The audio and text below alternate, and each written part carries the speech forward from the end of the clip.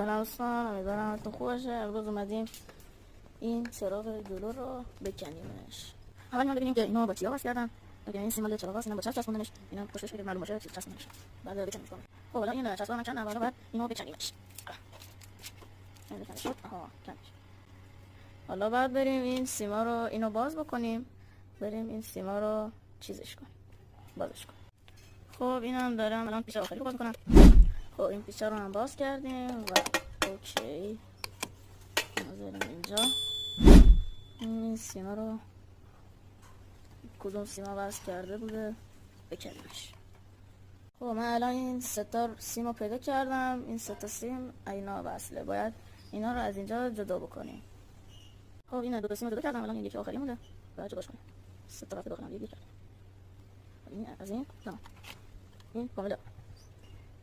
حالا بعد این چراغا رو به سیمای اصلی وصلش کنیم. اینا این سیم جام. فقط الان مونده این راست چراغ رو به این سه تا سیم وصلش کنیم و چراغ موتور آماده میشه. خب حالا اومدیم من سیما رو هم چسب زدم. خب اینو هم بستم و الان پیچش رو سفت بکنیم و نتیجه آخرش رو ببینیم.